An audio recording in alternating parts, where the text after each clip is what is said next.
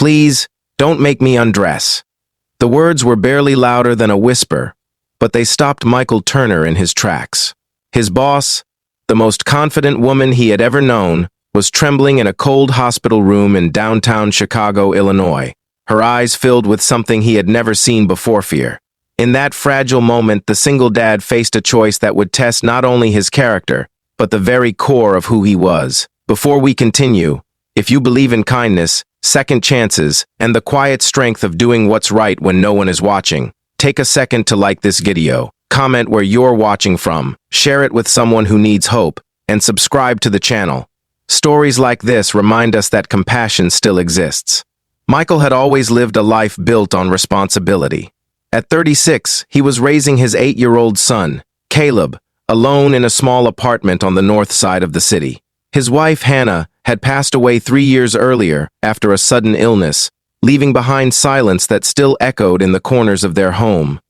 Every morning, Michael woke before sunrise, made pancakes shaped like dinosaurs, braided his son's messy hair the way Hannah used to, and rushed to his job at a marketing firm where deadlines never seemed to end. His boss, Rebecca Lawson, was known across the company for her sharp suits and sharper decisions. She had built the firm from nothing after her divorce, turning it into one of the fastest-growing agencies in Illinois. Employees respected her. Some feared her. No one truly knew her. The night everything changed, the company had just closed its biggest deal yet. Rebecca insisted the team celebrate at an upscale restaurant near the river.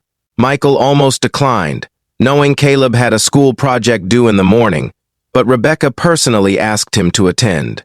She had praised his work in front of the board that afternoon, calling him the backbone of the campaign. Hours later, as the celebration wound down, a sudden snowstorm swept across the city. Rebecca offered Michael a ride to the train station since his car was in the shop. Halfway down Lakeshore Drive, another vehicle skidded on black ice and slammed into the passenger side. The impact was violent. Airbags deployed. Glass shattered. When the world finally stopped spinning, Michael's ears rang with a sharp metallic echo. He turned toward Rebecca. Blood traced a thin line down her forehead, but she was conscious, shaken, pale. At Northwestern Memorial Hospital, the emergency room lights felt harsh and unforgiving. Nurses moved quickly. A doctor explained that Rebecca needed imaging scans to rule out internal injuries. Part of the procedure required her to change into a hospital gown. That was when her composure cracked. Michael had stepped outside to call a neighbor to check on Caleb when he heard the nurse gently insist that Rebecca needed to remove her clothing for examination. When he returned, he found Rebecca gripping the blanket, her voice barely audible as she begged not to undress. He froze at the doorway, uncertain whether to step in or step away. Rebecca had always been controlled, composed, but now her hands shook and tears slipped silently down her temples. The nurse glanced at Michael, unsure. Rebecca's eyes met his, filled with humiliation rather than pain. In that instant, he understood something deeper was happening. Later, he would learn the full story. Years earlier, during her marriage, Rebecca had survived a brutal battle with breast cancer. The treatment saved her life but left scars that she carried like secrets. After her divorce, she had buried the memory beneath tailored blazers and relentless ambition. She avoided situations where anyone might see the physical reminders of her fight. Even routine medical visits filled her with dread. Standing there, Michael felt the weight of her vulnerability. He could have left the room. It wasn't his responsibility. She was his boss. Their relationship had always been strictly professional.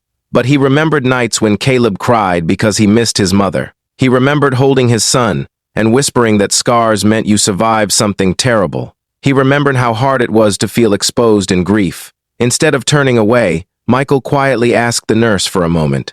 He stepped closer, keeping his voice calm and steady. He told Rebecca that no one in that room saw weakness.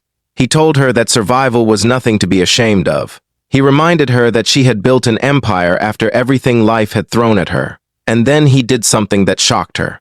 He took off his own jacket and draped it over her shoulders, turning his back respectfully, while offering to stand by the curtain to ensure her privacy.